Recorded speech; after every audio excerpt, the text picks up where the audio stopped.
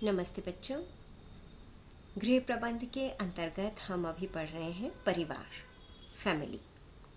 परिवार का अर्थ क्या है, परिभाषा क्या है, ये हम पढ़ चुके हैं और साथ ही परिवार की विशेषताओं के बारे में भी जान चुके हैं। अब हम बात करेंगे परिवार के कार्यों के बारे में। बच्चों, जैसा कि आप देख पा रहे होंगे कि परिवार के पास कई सारे कार्य होते हैं और कार्य ऐसे होते हैं कि निरंतर चलते रहते हैं, कभी नहीं रुकने वाले होते हैं। परिवार सदैव अपने बच्चों, अपने परिवार के सदस्यों के कल्याण के लिए, उनके बेहतर भविष्य के लिए, उनके सुखी जीवन के लिए और जीवन में संतुष्टि के लिए निरंतर प्रयत्नरत रहता है और निरंतर परिवार कार्य करता है और वह निस्वार्थ भावना से अपनी सेवा करता रहता है। जैसे कि बच्चों, एल्मर ने कहा है कि आज का मानव भले ही एक से बढ़कर एक अद्भुत आविष्कार कर रहा हो, मगर परिवार की तरह कोई भी दूसरा संगठन, संस्था, समिति या समूह तैयार नहीं कर पाया है जिस पर कि परिवार के आधारभूत मौलिक कार्यों को निश्चिंत होकर के सौंपा जा सके। तो बच्चों, ये क्लियर हो चुका है कि ऐसी कोई भी संस्था नहीं है जो कि परिवार के कार्यों को उतनी ही जिम्मेदारी, प्रेम, स्नेह से निभा सके जितने की परिवार के सदस्यों को उसकी आवश्यकता होती है। परिवार के कार्यों को आसान करने के लिए बच्चों कुछ भागों में वर्गीकृत किया है, जैसे कि जैविकीय कार्य, शारीरिक कार्य, मनोवैज्ञानिक कार्य, आर्थिक कार्य, सामाजिक कार्य, धार्मिक, राजनीतिक, सांस्कृतिक, मनोरंजनात्मक और शैक्षिक कार्य तो परिवार कई करता है, लेकिन इसको आसानी से हम समझ पाएं इसके लिए इसको इस प्रकार से विभक्त किया गया है। सबसे पहला आता है जैविकीय कार्य। जैविकीय कार्य कहें बच्चों इसको, या हम इसको प्राणीशास्त्रीय कार्य कहें। इसके अंतर्गत परिवार निम्न कार्य करता है, जैसा कि आप देख पा रहे हैं: यौन इच्छाओं की संतुष्टि, संतानोत्पत्ति एवं बच्चों का पालन पोषण, ये इसका मुख्य कार्य होता है। यौन इच्छाओं की संतुष्टि भी परिवार के द्वारा होती है। जब स्त्री पुरुष विवाह बंधन में बंधते हैं और समाज के द्वारा, समाज के सामने विवाह बंधन में बंधते हैं, तो वो समाज के द्वारा स्वीकृति प्राप्त अपनी इच्छाओं को संतुष्ट कर सकते हैं। इसलिए बच्चों, भारत में ये जो पति पत्नी द्वारा यौन क्रिया है, ये पवित्र और धार्मिक भावनाओं से युक्त मानी जाती है। तो पहला कार्य है यौन इच्छाओं की संतुष्टि। दूसरा कार्य है संतानोत्पत्ति एवं बच्चों का लालन पालन। बच्चों, परिवार का परंपरागत, मौलिक और सार्वभौमिक कार्य है कि मानव जाति की जो निरंतरता है उसको बनाए रखे और उसके अस्तित्व को भी बनाए रखे। और ये अस्तित्व तभी बना रह सकता है जबकि संतानोत्पत्ति का कार्य होता है।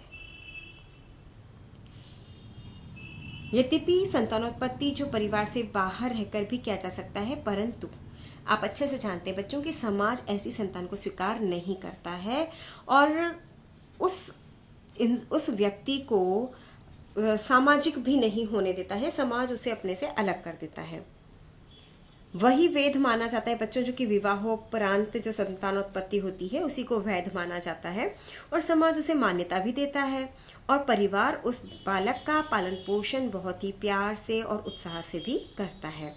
परिवार उस बालक को आत्मनिर्भर और स्वावलंबी भी बनाता है और साथ ही साथ उसका सामाजिक, मानसिक, आर्थिक विकास भी करता है ताकि वह एक योग्य नागरिक बन सके। और बड़े होने पर जब यही बालक परिवार का वयस्क सदस्य बनता है तो ये पुनः अपने कर्तव्यों का पालन करता है। तो बच्चों, ये हमने अभी बात की जैविकी कार्यों के बारे में। पहला यौन इच्छाओं की संतुष्टि, दूसरा संतानोत्पत्ति जिसमें कि बच्चों का लालन पालन आता है। सेकंड फंक्शन जो हम पढ़ रहे हैं वो है शारीरिक कार्य।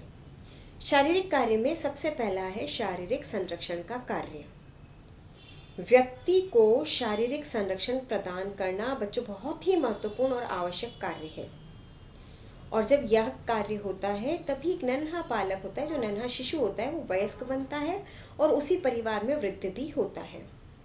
परिवार द्वारा सदस्यों को शारीरिक सुरक्षा प्रदान की जाती है, एक दूसरे का ख्याल रखते हैं।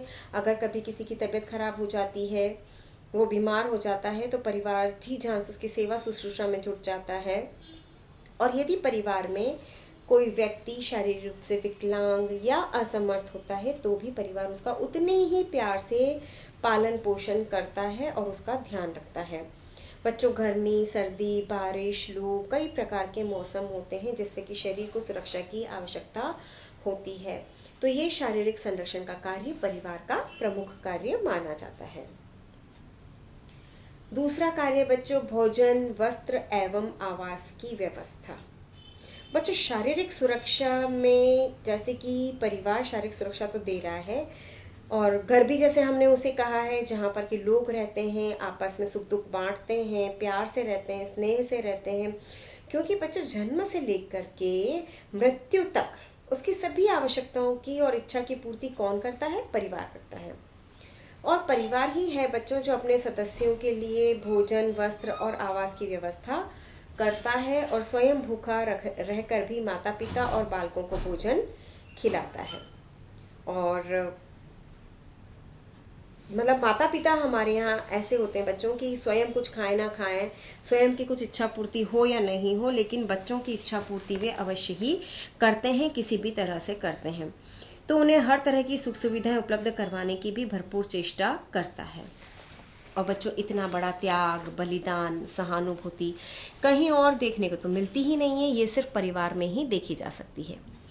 परिवार आवास की व्यवस्था करता है, चाहे वो कहीं भी रखे बच्चों, जैसे उसके पास जैसी उसकी आर्थिक स्थिति होती है वो उस जगह अपने परिवार को रखता है। और उसी आवास में सदस्य प्रसन्नतापूर्वक रहते हैं, एक दूसरे से मिलजुल कर रहते हैं। बच्चों, आवास कितना बड़ा है, कितना छोटा है, महत्वपूर्ण ये नहीं होता है। महत्वपूर्ण ये होता है कि वो आवास ऐसा हो कि बच्चे उसमें आसानी से प्यार से रह लेते हैं और अपना कार्य कर लेते हैं। तो ये हमने पढ़ा था परिवार का दूसरा कार्य, भोजन, वस्त्र और आवास की व्यवस्था के बारे में। अब जो हमारा अगला कार्य आ रहा है बच्चों, वो है सुविधात्मक आवश्यकताओं की पूर्ति करना, अर्थात सुख सुविधाएं प्रदान करने की व्यवस्था करना। ठीक है ना बच्चों? तो बच्चों, हम बात कर रहे हैं सुख सुविधाओं की, और मानव जो है वो स्वभाव से आराम तलब भी होता है और सुखपूर्वक जीवन यापन भी करना चाहता है। जैसे कि गर्मी है तो कूलर पंखा चाहिए, सर्दी से बचने के लिए गर्म वस्त्र चाहिए, तो खाना बनाने के लिए गैस चूल्हा चाहिए, काम आसानी से और अच्छे से हो जाए, तो ये पूरी व्यवस्था एक परिवार चाहता है। और बच्चों, ये इजीली हो पाए, ये एक परिवार अपने घर परिवार, अपने परिवार के सदस्यों के लिए परिवार ये कार्य करता है। तो शारीरिक कार्यों में बच्चों हमने पढ़ा शारीरिक संरक्षण का कार्य, भोजन, वस्त्र एवं आवास की व्यवस्था का कार्य और सुविधात्मक आवश्यकताओं की पूर्ति का कार्य।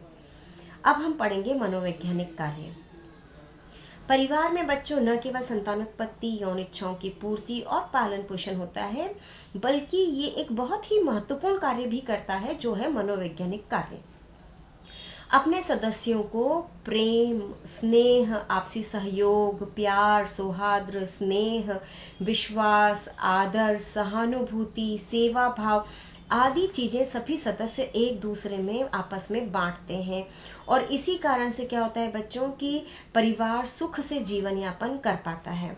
उनमें बच्चों और अन्य सदस्यों का मानसिक और बौद्धिक विकास ठीक प्रकार से नहीं हो पाता है बच्चों, जहाँ पर कि ऐसा वातावरण, सुख और प्यार का वातावरण नहीं होता है। इसलिए बच्चों, मनोवैज्ञानिक कार्य बहुत ही महत्वपूर्ण कार्य है, जिसमें कि परिवार को जैसे प्रेम और स्नेह देना, और प्रेम और स्नेह से पालन पोषण करना, और प्रेम मिलेगा बच्चों, स्नेह मिलेगा तो मानवीय गुणों का विकास निश्चित ही बहुत अच्छे से होगा। और परिवार जब प्यार की छाँव में बच्चे को पालता है तो वो परिवार एक समाज में बहुत अच्छे रूप से अपनी संस्कृति को प्रदर्शित करता है। प्रेम, सहयोग, करुणा, सौहार्द, त्याग, सहानुभूति आदि भावनाओं का विकास भी उसमें होता है। फिर है बच्चों मानसिक सुरक्षा प्रदान करना। परिवार व्यक्ति को मानसिक सुरक्षा प्रदान करने का महत्वपूर्ण कार्य करता है ताकि बालक का बहुमुखी व्यक्तित्व का विकास हो सके। मानसिक सुरक्षा से तात्पर्य बच्चों जैसे कि भौतिक आवश्यकताओं की पूर्ति तो आप जैसा देख रहे हैं कि भोजन, वस्त्र, आवास जो हमने पढ़ा इससे हो जाती है, लेकिन बच्चों मन को संतुष्टि किससे मिलती है? प्यार से, सम्मान से, आदर से, प्रेम से, सहानुभूति से, त्याग से, सौहार्द से। और ये सारे संवेग व्यक्ति को सुरक्षा देते हैं और उसके अंदर अपनत्व का भाव भी विकसित करते हैं कि अपनापन और मेल मिलाप को वो अनुभव करता है। बच्चों, आपने देखा होगा, हम कहीं भी चले जाएं, किसी भी जगह चले जाएं, हमें घूमना फिरना अच्छा लगता है, लेकिन 2-3 दिन निकलते हैं और हमें अपने घर की याद आने लगती है। क्योंकि जो वातावरण और जो चीज़ हमें घर दे सकता है और जो हमारे सदस्य दे सकते हैं परिवार के, वो हमें कोई और नहीं दे सकता है। इसलिए बच्चों, मानसिक सुरक्षा ये एक बहुत बड़ा कार्य है। जिस परिवार में चाहे आर्थिक सुरक्षा कम हो लेकिन मानसिक सुरक्षा पूरी है, तो भी बच्चा बहुत अच्छे से और प्यार से वहाँ पर विकसित हो जाता है। अब हम बात करते हैं बच्चों आर्थिक कार्य के बारे में। आप सभी अच्छी तरह से जानते हैं कि सभी सदस्यों की आवश्यकताओं की पूर्ति परिवार ही करता है और परिवार ही धन को खर्च करता है और अपने सदस्यों की आवश्यकता पूर्ति करता है। तो बच्चों, धन उपार्जित करना और परिवार के सदस्यों की आवश्यकता की पूर्ति करना एक प्रमुख आर्थिक कार्य है। आप सभी जानते हैं कि कोई भी साधन बिना धन के हम क्रय नहीं कर सकते और कोई भी कार्य बिना धन के नहीं हो सकता है। इसमें सबसे पहले हम बात कर रहे हैं बच्चों श्रम विभाजन की, कि परिवार में जितने सदस्य हैं ना, उन सभी सदस्यों को उनकी उम्र, लिंग, शिक्षा और योग्यता के अनुसार कुछ न कुछ कार्य करने होते हैं। जैसे कि बच्चों, अगर हम भारतीय परिवार की बात करें, आजकल तो काफ़ी समय बदल चुका है बच्चों, लेकिन पहले पुरुष जो होते थे वो घर के बाहर जाके काम करते थे, महिलाएं घर में रहकर अर्थ का उपार्जन करती थी और घर के सारे कार्य ऐसे कर लेती थी कि घर के किसी कार्य के लिए कोई खर्चा होता ही नहीं था। ठीक है। स्त्रियां जैसे बच्चों का लालन पालन, वृद्धि की सेवा, देखभाल, ये सब होता था। लेकिन बच्चों, जैसे जैसे समय बदलने लगा है, वैसे वैसे स्त्रियां भी घर के बाहर जाकर के कार्य करने लगी हैं और इस कार्य करने के कारण घर की आर्थिक स्थिति में तो सुधार होता ही है बच्चों, लेकिन इसके साथ ही कार्य का विभाजन, श्रम विभाजन भी बहुत ज़रूरी हो जाता है। क्योंकि एक महिला 2 जगह की जिम्मेदारी संभालती है, तो अगर उसका श्रम विभाजन हो जाता है, परिवार के सभी सदस्य मिलजुल कर अगर कार्य करते हैं, तो आसानी से सभी कार्य किए जा सकते हैं। परिवार बच्चों, उत्पादक कार्य परिवार में कई सारे किए जाते हैं। जैसे कि कोई परिवार अगर खेती करता है तो खेती करना क्या है? उत्पादक कार्य है। इसी तरह से पूरे जो खेती का कार्य है उसमें कई सारे कार्य जुड़े हुए होते हैं बच्चों, निराई, गुड़ाई, बुवाई, कटाई, कई सारे कार्य होते हैं। तो वो सारे कार्य ऐसा नहीं कि पुरुष अकेला करता है, स्त्रियां भी वो जा कर के कार्य करती है। इसी प्रकार बच्चों, परिवार कई चीज़ों का, आजकल घर पर तो आपने देखा होगा बच्चों, जैसे मास्क बनाने की बात है तो हर घर घर में लेडीज़ मास्क बना करके अपना उत्पादक इकाई के रूप में कार्य कर रही है और परिवार में अपनी तरफ से आर्थिक सहयोग प्रदान कर रही है। इसी प्रकार बच्चों, सिलाई और घर पे जो बहुत सारी चीज़ें बनती है, पापड़ वगैरह, इन सब का घर पर बनना, अचार का बनना, ये सब क्या है बच्चों? ये सब उत्पादक इकाई के रूप में कार्य करते हैं। अगला कार्य हो जाता है बचत एवं विनियोग का प्रबंध करना। ठीक है। तो भविष्य के लिए भी बच्चों उतना ही जागरूक होना आवश्यक है जितना कि आप अपने वर्तमान के लिए होते हैं।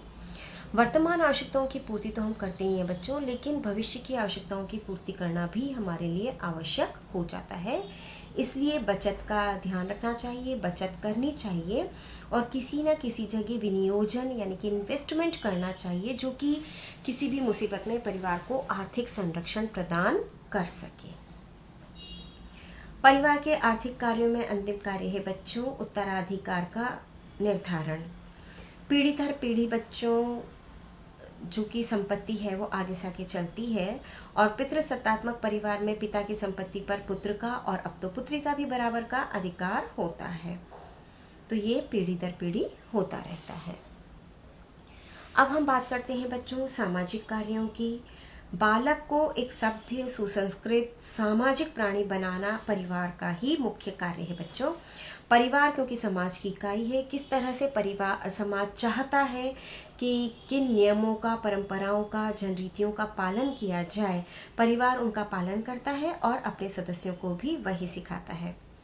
वो परिवार में पलने वाले बच्चों का सामाजिकरण का कार्य करता है। उनको सामाजिक नियमों के अनुसार व्यवहार करना, बोलना और नियमों और सिद्धांतों को मानना सिखाया जाता है। तो समाज के अनुरूप जो उनको शिक्षा दी जाती है उसको हम कहते हैं सामाजिकरण। तो ये परिवार ही सामाजिकरण के गुण का कार्य करता है। फिर है सामाजिक स्थिति निश्चित करना। अपनी स्थिति बच्चों परिवार में बेहतर बनाए रखने के लिए परिवार कई सारे सामाजिक कार्य करता है। जैसे बच्चों होता है ना, पर्व मनाना, त्योहार मनाना, उत्सव मनाना, शादी ब्याह करना। और इवन बच्चों अभी तो कई परिवार में मृत्यु के बाद के जो रिचुअल्स होते हैं वो भी निभाए जाते हैं। तो पीढ़ी दर पीढ़ी ये चीज़ें चलती है। तो व्यक्ति परिवार में रहते हुए अपनी सामाजिक स्थिति निश्चित करता है। सामाजिक नियंत्रण बच्चों परिवार का महत्वपूर्ण योगदान है। परिवार ही अपने सदस्यों पर समाज के नियमों, मान्यताओं और सिद्धांतों के हिसाब से अपने सदस्यों पर नियंत्रण रखता है और सदस्यों को वैसा ही सिखाता है जिस तरह से कि समाज उसे स्वीकार कर ले। तो परिवार सामाजिक विघटन को रोकने में एक बच्चों बहुत ही महत्वपूर्ण भूमिका अदा करता है। मानव सभ्यता का हस्तांतरण बच्चों, जैसा कि हम पढ़ रहे हैं कि प्रेम, सौहार्द, स्नेह, सहानुभूति, दया, करुणा, त्याग, बलिदान, कई प्रकार के गुण बच्चे अपने परिवार से ही हम सीखते हैं। इसके अलावा हमारी परंपराएं, रीति रिवाज, आदर्श, संस्कृति, मूल्य, जीवन दर्शन, सामाजिक नियम जो चले आ रहे हैं बच्चों, एक पीढ़ी से दूसरी पीढ़ी में वैसे के वैसे हस्तांतरित किए जाते हैं। अंतिम कार्य सामाजिक कार्यों में है शादी विवाह में मदद करना। बच्चों परिवार ही है जो कि अपने बच्चों का शादी ब्याह करता है। लड़का ढूंढना, एक अच्छा परिवार ढूंढना, लड़की ढूंढना, अच्छा परिवार ढूंढना और एक नए परिवार से रिश्ता जोड़ना। तो ये कार्य भी परिवार करता है। इसके अलावा बच्चों राजनीतिक कार्य, परिवार के सदस्यों को उत्तरदायित्व सौंपने का कार्य हो, संपत्ति का बंटवारा हो या कोई सा भी कार्य हो, राजनीतिक शिक्षा एक बहुत ही महत्वपूर्ण भूमिका निभाती है। और संयुक्त परिवार में बच्चों ये चीज़ें बहुत ही अच्छे से देखने में आती हैं, जबकि कार्य का विभाजन किया जाता है, अर्थ का विभाजन किया जाता है और फिर मिलजुल करके भी कार्य किया जाता है। फिर हम बात करते हैं सांस्कृतिक कार्यों की। अपना धर्म, अपनी संस्कृति के पोषक परिवार ही होते हैं। परिवार इन्हें धर्म और संस्कृति के हिसाब से चलते भी हैं और अपने बच्चों को संस्कृति, धर्म, रीति रिवाज, परंपराएं आदि का ज्ञान देते भी हैं। और जब बच्चे बड़े होते हैं तो वो अपने बच्चों को सिखाते हैं। तो इस प्रकार से संस्कृति एक पीढ़ी से दूसरी पीढ़ी में हस्तांतरित होती है। फिर आता है मनोरंजनात्मक कार्य। बच्चों सिर्फ शारीरिक, मानसिक, जैविक कार्य ही नहीं, ये मनोरंजनात्मक कार्य भी करते हैं। परिवार में छोटे बच्चों का आगमन, इसके अलावा परिवार के सदस्यों का मिलजुल कर प्रेम से रहना, खाना खाना, एक साथ किसी कार्य को करना, एक साथ मिलजुल करके शरारतें करना और बहुत सारी बातें करना, ये सब बच्चों क्या है, ये मनोरंजनात्मक कार्य है जो कि परिवार को बहुत हल्का और स्वस्थ सुंदर मनोरंजन जहाँ होता है वो एक परिवार ही होता है बच्चों। फिर है शैक्षिक कार्य। परिवार अपने बच्चों को शिक्षा देता है। शिक्षा का महत्व इन दिनों बच्चों बहुत ज़्यादा बढ़ गया है और बढ़ना ही चाहिए, क्योंकि शिक्षित व्यक्ति में ही सोचने, समझने, तर्क करने, विवेकपूर्ण निर्णय लेने इत्यादि कार्य करने की अद्भुत और विलक्षण क्षमता आती है। अगर व्यक्ति में शिक्षा नहीं होगी बच्चों, वो कितना ही समझदार हो, कितना ही कुशाग्र बुद्धि हो, लेकिन अगर शिक्षा और प्रशिक्षण उसे नहीं दिया जाएगा, परिवार उसे इस ओर नहीं मोड़ेगा, तो बच्चों वो नहीं कर पाएगा। और परिवार में औपचारिक शिक्षा, अनौपचारिक शिक्षा दी जाती है जो कि घर के बड़े देते हैं। और इसके अलावा औपचारिक शिक्षा के लिए परिवार बच्चों को स्कूल भेजते हैं, कॉलेज भेजते हैं और उनकी शिक्षा पूरी करवा करके उन्हें आत्मनिर्भर भी बनाते हैं। तो बच्चों ये हमने पढ़ा भी परिवार के कार्य। बच्चों ये परिवार के कार्य हमने पढ़े हैं और शारीरिक कार्य, मानसिक कार्य, आर्थिक कार्य, सामाजिक कार्य, राजनीतिक, मनोरंजनात्मक, शैक्षिक कार्य, सामाजिक कार्य सभी आपने अच्छे से समझ लिए होंगे। धन्यवाद।